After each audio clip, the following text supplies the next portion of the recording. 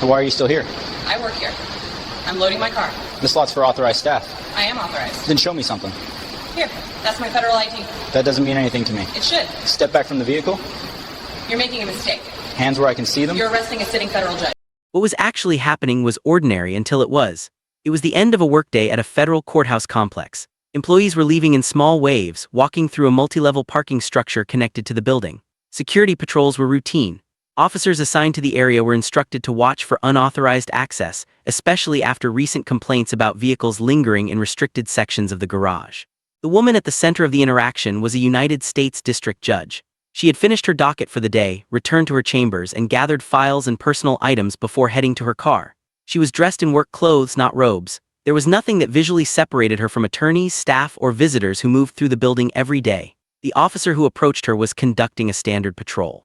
Earlier in the shift, he had received a general briefing about monitoring the garage more closely. The guidance was broad, no specific suspect descriptions were given, no active crime was reported at that moment. When the officer saw the judge placing items into her trunk, he interpreted the situation through that briefing. From his perspective, the location mattered more than the behavior. He believed she might not be authorized to be there. Instead of checking the building access logs or calling in a plate check immediately, he chose to engage her directly. The conversation began as a verification request. Where do you work? Why are you here? Do you have authorization? These were not unusual questions in that setting. What made the situation fragile was how quickly the exchange stopped being about confirmation and became about disbelief. When the judge produced her federal identification, it should have resolved the issue. The card clearly identified her position and affiliation, but the officer did not accept it as sufficient. He later stated that he was unfamiliar with federal judicial credentials and was unsure whether the ID was legitimate or relevant to his authority. At that point, the misunderstanding hardened. The officer did not contact courthouse security supervisors right away. He did not pause the interaction to seek clarification from dispatch. Instead, he continued questioning her, treating the identification as unproven rather than verified. From the judge's standpoint, the interaction was confusing. She had complied with every request. She had answered calmly and directly. She had shown official identification issued by the federal government. Yet the questioning continued and the tone shifted from inquiry to control. This was not a moment of shouting or physical struggle. It was a procedural failure unfolding in real time. Each step followed the previous one without anyone stopping to reassess the premise. The assumption that she did not belong there was never fully tested against the available facts. In environments like courthouses and government facilities, authority overlaps. Federal judges, local officers, private security, and administrative staff all operate within the same physical space, often under different chains of command. When communication breaks down, those overlapping roles can create confusion instead of clarity. The arrest that followed was not the result of a sudden outburst. It was the result of unchecked assumptions moving forward without verification. By the time additional supervisors became involved, the situation had already crossed a line that could not be quietly reversed. What began as a routine patrol ended as a documented arrest of a federal judge, an outcome no one involved had expected, and one that would soon draw attention far beyond the parking garage. The judge had spent decades working within the federal legal system before that day. Her career followed a conventional path for someone who would later be appointed to the bench. She began as a law clerk, moved into private practice, and later served in senior roles within the Department of Justice. Colleagues described her as methodical, reserved, and careful with procedure. When she was nominated and confirmed as a United States District Judge, the appointment did not come with public controversy. Her record was reviewed, her qualifications were considered solid, and her confirmation moved through the standard process. Once on the bench, she developed a reputation for preparation and consistency. Attorneys who appeared before her new hearings would begin on time and stay focused on the facts. Outside the courtroom, her routine was unremarkable. She arrived early, reviewed case files, met with clerks, and handled a full docket. She did not use special entrances or request escorts within the courthouse complex. Like many judges, she moved through shared spaces alongside staff, lawyers, and visitors. Her workday often ended quietly without public attention. There had been small moments in the past that hinted at how others perceived her role. On more than one occasion, visiting attorneys or new staff members had mistaken her for administrative personnel. These moments were brief and typically resolved with a short clarification. They were not confrontations, and she did not file complaints or escalate them. They were treated as misunderstandings and moved past. She was known for staying composed in public settings. In professional situations, she relied on process rather than authority to resolve issues. When problems arose, she expected them to be addressed through proper channels. This approach had served her well throughout her career, particularly in environments where hierarchy and procedure mattered. On the day of the incident, nothing about her schedule was unusual. She had not requested additional security. She was not handling a high-profile case that required special precautions. Her presence in the parking structure was routine, following the same pattern she had used many times before. Her federal identification was something she carried as a matter of necessity, not status. It It was used for building access, travel, and verification when required. She had presented it before without incident. There was no reason for her to believe it would not be accepted. This background matters because it frames how she approached the interaction. She did not view herself as someone needing to assert power. She viewed herself as someone operating within a system that recognized credentials and procedure. When those signals failed to work, she did not immediately interpret it as hostility. She interpreted it as confusion. That expectation that official identification would clarify the situation shaped her responses. She stayed calm, answered questions, and waited for the process to correct itself. What she did not anticipate was how long the misunderstanding would continue or how far it would go before someone paused to verify the facts. The parking structure was active but not crowded. Vehicles moved slowly between levels, doors closed, footsteps echoed briefly and then faded. It was the kind of background noise common at the end of a workday. The judge reached her vehicle and began placing items into the trunk. Files were stacked carefully. A bag was set to the side.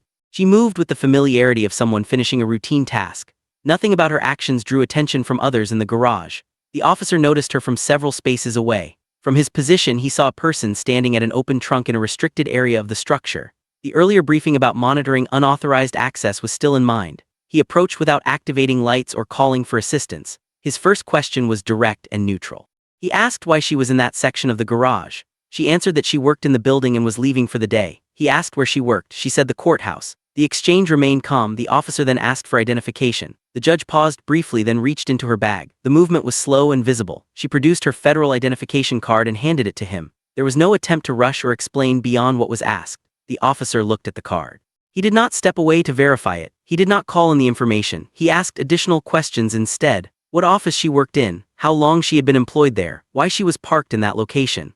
As the questions continued, the judge noticed that the ID had not changed the direction of the interaction. She clarified that she was a federal judge and that the card identified her as such. The officer responded that he was not familiar with that type of ID and could not confirm its validity. A moment passed where neither of them spoke. Cars moved past at the far end of the level. The judge shifted her weight and closed the trunk partway, then stopped, unsure whether she was allowed to continue. The officer interpreted the movement as an attempt to end the encounter. He asked her to keep the trunk open and to step slightly away from the vehicle.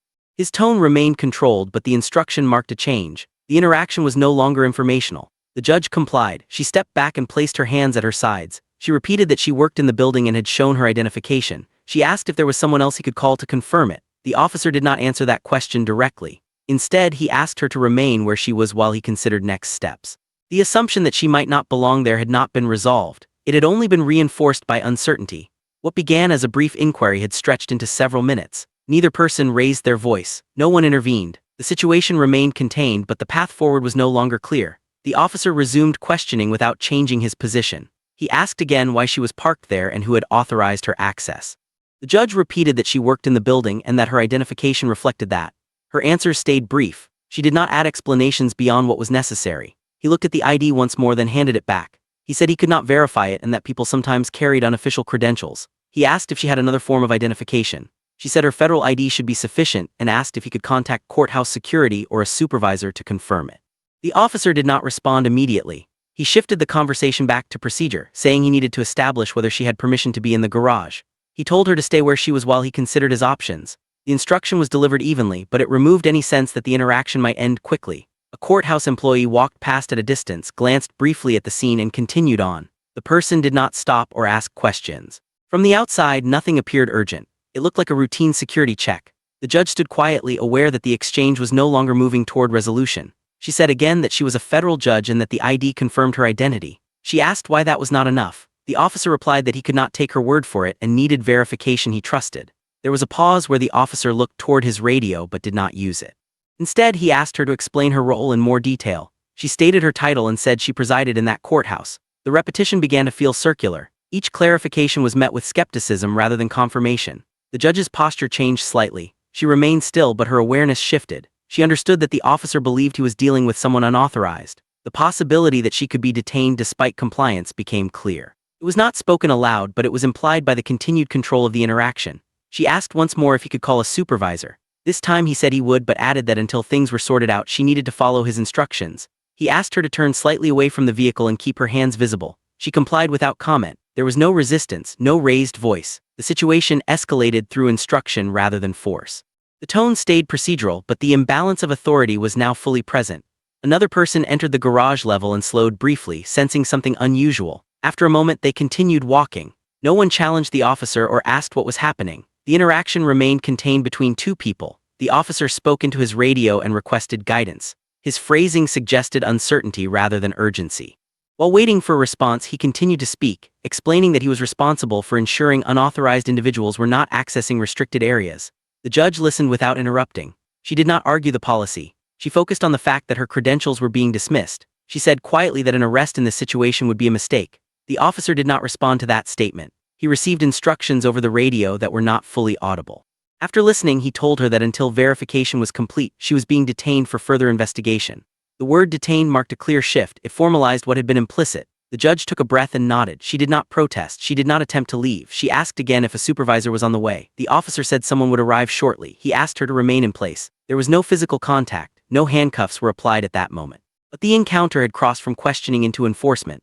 For the first time, the judge expressed concern that the situation was escalating beyond reason. She said this would have consequences. The statement was not a threat. It was an observation. The officer did not reply. What had begun as a check of authorization had become a test of whose understanding of authority would prevail. The assumptions driving the interaction had not been challenged by verification. They had been reinforced by delay.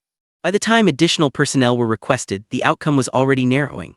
The interaction was no longer about whether she belonged there. It was about managing a situation that had moved too far to quietly reverse without acknowledgement of error. The escalation was not loud. It was not chaotic. It was slow, controlled, and procedural, and that made it harder to stop. Several minutes passed before another authority figure arrived. During that time, the judge remained where she had been instructed to stand. The officer stayed nearby, maintaining distance but control. The garage continued to empty as the workday ended. The interaction drew little attention. A supervising officer entered the level after being directed there by radio. He approached without urgency, first speaking quietly with the officer who had initiated the stop. The original officer summarized the situation, explaining that he had encountered an individual in a restricted area and could not verify her authorization. The supervisor then addressed the judge directly. He asked for her identification and listened as she explained again that she was a federal judge assigned to that courthouse. She handed over the same federal ID she had presented earlier. The supervisor examined it more carefully. Unlike the first officer, the supervisor stepped aside and made a call. He read details from the card and provided them to dispatch. The process took only a short time. While waiting, he returned to the judge and asked her to confirm her name and position. His tone was neutral but more deliberate. The response from dispatch came back clearly. The credentials were valid. The individual was in fact a sitting United States District Judge. The confirmation was unambiguous. The supervisor paused. His posture changed slightly as if recalibrating. He looked at the ID again, then at the judge. He said there had been a misunderstanding and that they would address it. His voice remained controlled, but the shift in authority was evident. The original officer stood a few steps away, listening. He did not speak at first. When the supervisor relayed the confirmation to him, he appeared uncertain. He adjusted his stance and looked toward the ground briefly. The confidence he had shown earlier was gone. The supervisor told the judge that she was free to go. He apologized for the inconvenience and said the matter should have been resolved earlier. The apology was brief and procedural, not personal. The judge acknowledged the statement but did not engage further. She asked for clarification about what had happened and why her identification had not been accepted initially. The supervisor said they would review the interaction and that it would be documented. There was an attempt to close the encounter quickly. The supervisor suggested they all move on and that the situation was resolved. But the moment could not be undone. The detention had already occurred and the verification had come too late. The original officer stepped back further, no longer directing the interaction. He did not offer an explanation. The supervisor took responsibility for ending the stop and ensuring the judge could leave. As the judge returned to her vehicle, the atmosphere in the garage had changed. The control that had defined the interaction earlier was replaced by discomfort and quiet recalculation. No one spoke as she closed her trunk and got into her car. The discovery of the truth did not come with relief. It came with recognition that a line had been crossed through process, not intent. The verification that should have happened at the beginning had instead arrived at the end. By the time the judge drove away, the focus of the officers had shifted from enforcement to exposure. The incident was now a matter of record, and the consequences would extend well beyond the parking structure.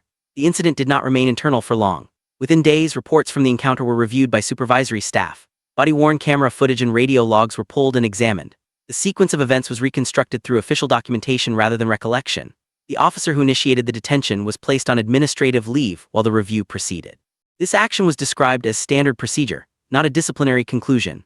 Investigators focused on whether department policy had been followed, particularly regarding identification verification and escalation protocols in government facilities. As the review continued, the judge filed a formal complaint outlining the detention and arrest.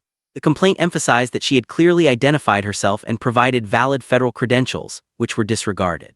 The filing did not include inflammatory language. It documented facts, timelines, and the impact of the detention on her professional standing.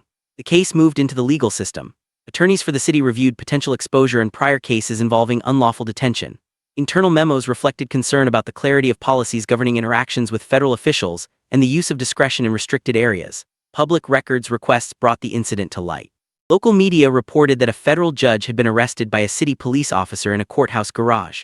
The reporting focused on the procedural failure rather than personal details. Statements from the department acknowledged that an investigation was underway. As months passed, the city entered settlement negotiations. Rather than proceed to trial, officials agreed to resolve the matter. The final settlement totaled $675,000. The agreement did not include an admission of wrongdoing, but it acknowledged that the detention had violated the judge's rights. The officer faced formal discipline following the conclusion of the internal review. His employment status changed, reflecting the department's determination that policy had not been properly applied. Details were limited to what was released publicly, but the outcome made clear that the incident carried professional consequences. The police department announced revisions to training and procedures. Officers were instructed on recognizing federal credentials and required to verify identification through supervisory channels before escalating encounters in secured government spaces. These changes were framed as corrective, not punitive. For the judge, the aftermath was handled through legal and institutional channels. She did not give interviews detailing the experience. Her response was reflected in the complaint and the resolution. The impact of the incident was measured through records, policy changes, and the financial cost to the city. The case closed without public confrontation. There was no courtroom spectacle. The resolution came through paperwork, settlements, and administrative action, quiet consequences for a mistake that had unfolded quietly as well. The incident demonstrates how assumptions can influence decisions, even in controlled environments. The officers' actions were not motivated by malice. They were guided by training, briefings, and interpretations of policy. Yet assumptions about who belongs in certain spaces played a central role in the outcome. Bias in this context operated subtly. The officer assumed that someone in a restricted area without a recognizable uniform or familiar credentials might be unauthorized. That assumption, unchecked, led to procedural escalation. No one shouted, no one acted violently, yet the mistake carried significant consequences. From a systems perspective, overlapping authority contributed to the problem. Federal, local, and administrative jurisdictions coexist in government facilities. Without clear verification protocols, even small uncertainties can amplify into formal enforcement actions. The department later identified gaps in training, particularly around recognizing valid credentials for federal personnel. This case illustrates the danger of relying on instinct over verification. Policies are designed to prevent unauthorized access and protect safety, but they are only effective if applied consistently and with attention to facts rather than assumptions. Misjudgment can occur quietly, with subtle cues and repeated questioning that seem procedural but escalate nonetheless. Finally, the situation highlights cost and accountability. The city faced a substantial settlement, internal reviews, and mandated procedural changes. These outcomes reflect the importance of clear communication, verification, and training. Mistakes made quietly can still have broad implications for institutions, individuals, and public trust. The lesson is straightforward. Systems fail not only through aggression or negligence but through unchecked assumptions. Recognition, verification, and calm adherence to procedure are essential to prevent errors that, while subtle, have serious consequences. What do you think about this incident? Have you ever experienced a situation where someone in authority assumed something about you without checking the facts? We'd like to hear your perspective. Sharing real-world experiences can help highlight how small misunderstandings can escalate if assumptions go unchallenged. If you found this story informative, consider following or subscribing to see more cases that examine real events with calm, factual reporting. The goal is to explore situations as they happen, showing consequences, procedures, and lessons without exaggeration or drama. Your thoughts and experiences matter. Leave a comment, engage respectfully, and join the conversation about how systems and assumptions affect everyday life.